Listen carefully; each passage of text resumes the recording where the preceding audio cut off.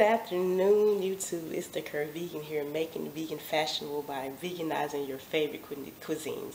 How are you doing this morning or this afternoon, or whenever you're watching this video? Today, I have a really, just a treat for you guys. I'm going to go down the list of everything that I'm going to use today so that you guys can have an idea of what's going in the food.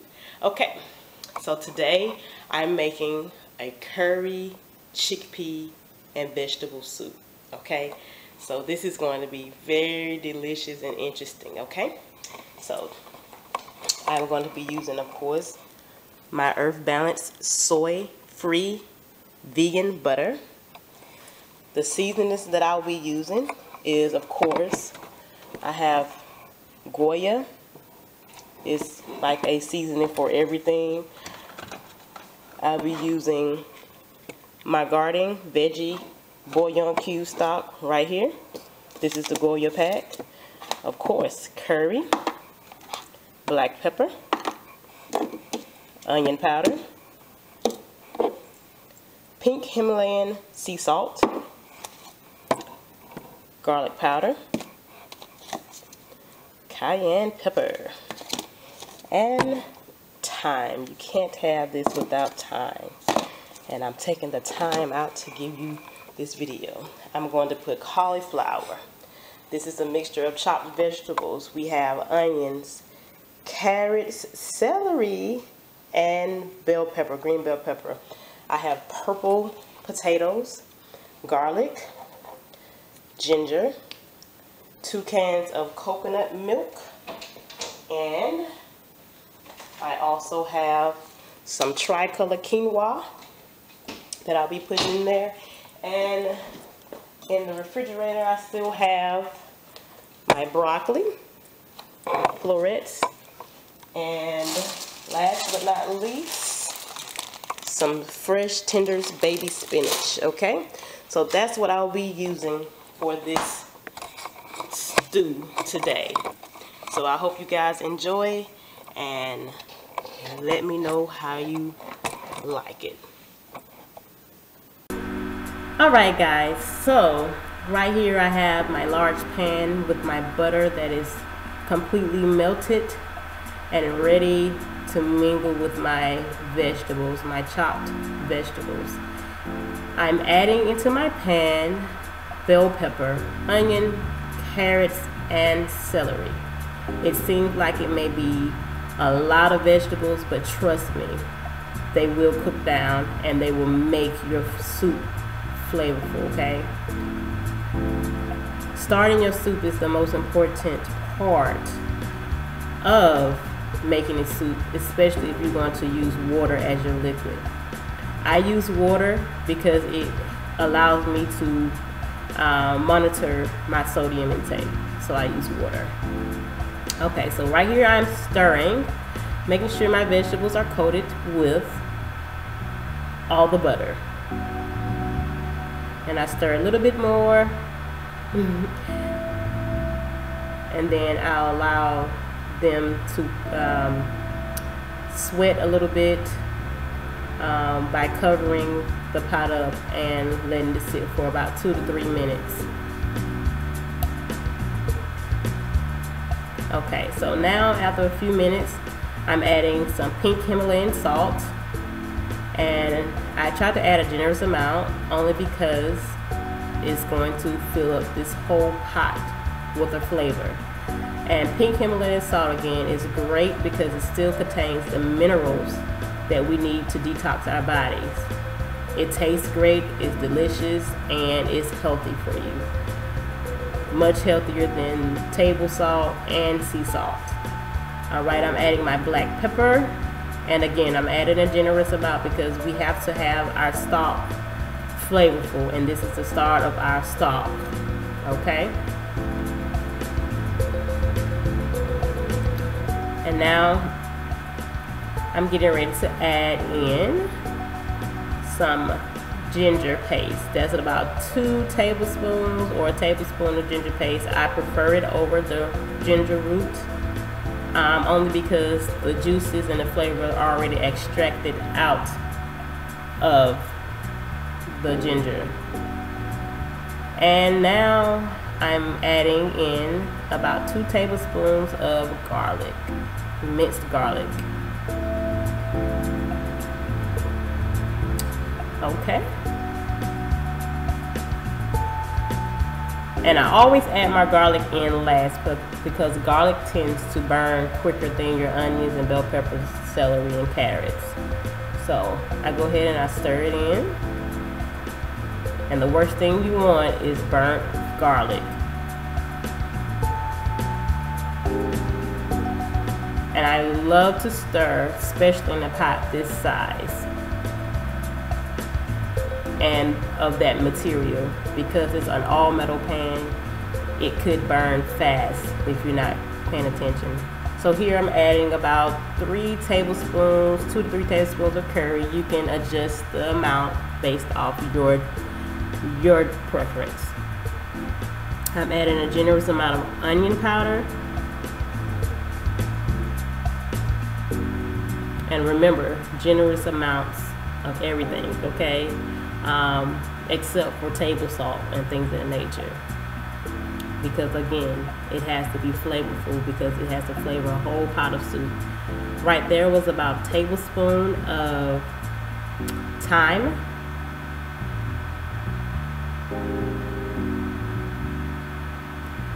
And I'm adding about a teaspoon and a half of cayenne pepper here. I love the heat.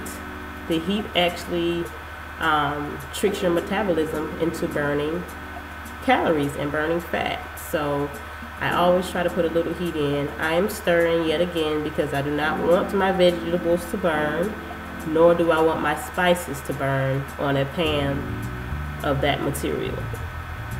So make sure you occasionally stir if you're using a pan of that material. If you're using a slow cooker or a crock pot or something like that, you can just dump everything into the pot, stir it up, and let it cook down without the chances of it burning. I'm just really weird because I rather stand in the kitchen and cook versus putting everything in the crock pot. So, and then I would not have any great recipes, and you guys cannot be in the kitchen with me. So right here I was showing my Periscope family what everything looks like in the pan. And if you're not already following me at Periscope, you can follow me at Periscope at the Curvegan. You get to experience live videos with me. You can ask me questions on the spot and I will answer them, whether it's about healthy lifestyle, veganism, or that particular dish that I'm preparing at the time, live and in person. Okay, so right now I am adding in my Goya seasoning pack, and again, it is an all-purpose seasoning. You can put it on just about anything, and it adds so much flavor to any dish that you prepare.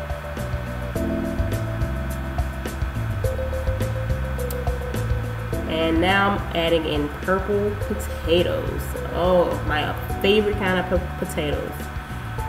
Purple potatoes have so many antioxidants in it, okay? I almost couldn't get that out because I'm so excited about those purple potatoes.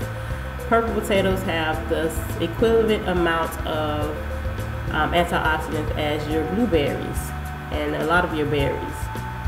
Antioxidants, again, are great for helping reduce the free radicals in your body, helps with detoxing, weight loss. You know, I'm good with finding foods that help your weight loss and are delicious, by the way. Oh, that looks so good, doesn't it? Oh, if you have not tried purple potatoes, get on it, okay? That is something you need to put on your next grocery list. All right, the main attraction, those delicious chickpeas. That is 6 cups of drained and rinsed chickpeas. Remember to rinse your peas and your canned beans. I would usually use dry beans, but I just didn't have the time to do it this time. So I used the canned beans. I rinsed them, drained them, and now I am stirring everything in. Remember that you have to stir everything at the bottom, because the more you add, the more compact your dish becomes. and then everything is sitting on the bottom of your pan, and you're risking your food to burn, your vegetables to burn, or whatever's at the bottom to burn. So we do not want that, because then we have to call it what, Cajun? Blackened curry soup.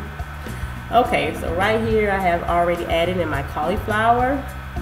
I added it in early on along with the potatoes, because cauliflower tends to cook a little longer than broccoli per se, or spinach per se. So now I'm adding in about 5 to 6 cups of water.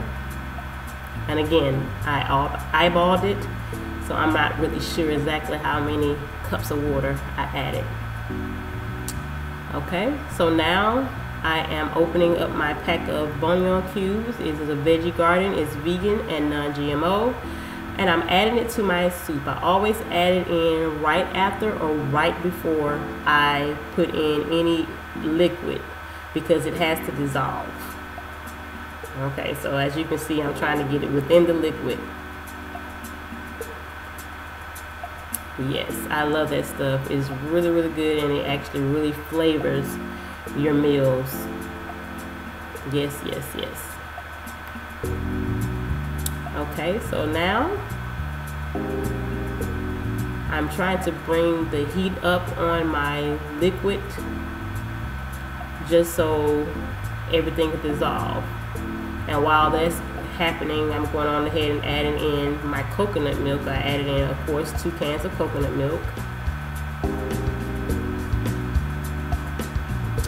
And then I am going to most likely stir this. And there goes the spoon. And so, of course, you stir, because you want to make sure what, nothing's at the bottom of the pan sticking and burning. And this also helps your flavors to incorporate with each other.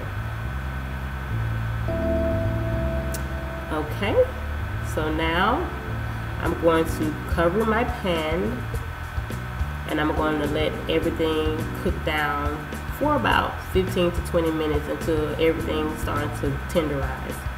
All right, 15 minutes later, things have cooked down, but my cauliflower is still a little on the harder side. So of course, as I add everything else in, the cauliflower of course will cook. So now I am adding in some delicious broccoli. Yes, yes, yes. I love broccoli and I love cauliflower, 2 of my favorite vegetables. And what am I doing? I am stirring. You have to continuously stir in a pan like this. I just want to stress that. If you're cooking this over the stove, yes, stir it. Yeah. So again, I'm showing this video to my Periscope family, showing them what it looks like as I go, because this is a live cooking show that I am doing for Periscope. So if you're not a part of my Periscope family, I would suggest that you get there. I would love to see you guys' lovely, lovely faces there. Okay, so Periscope, get on it. Follow me here on YouTube, of course, and make sure you're subscribing so you can get the notifications of all the lovely meals that I put on YouTube. Okay, so now I'm getting ready to add in some spinach. Although spinach cooks down really fast, it really reduces fast. I still wanted to add it into my meal earlier, just so the flavor, because I'm weird about spinach. I like it if it's cooked properly, and sometimes it gives me an earthy taste, and I don't too much care for the earthy taste. So I added about a half a bag. And I think I went back a little bit later after that spinach cooked down and added another half. Okay, so what I'm going to do here, I'm going to cover my pan, and I'm going to let my spinach reduce down a tidbit. Okay, and so now, about 10 to 15 minutes later, as you can see, you can't even tell that I had put spinach in there. But I added in a cup of quinoa, and I added quinoa last because I do not want my quinoa to overcook. Quinoa, if you have not heard of it, it is a great substitute for carbs. It also is packed with protein and packed with fiber. Okay, and this is everything once my quinoa cooked down and my broccoli and my everything, all the vegetables cooked down.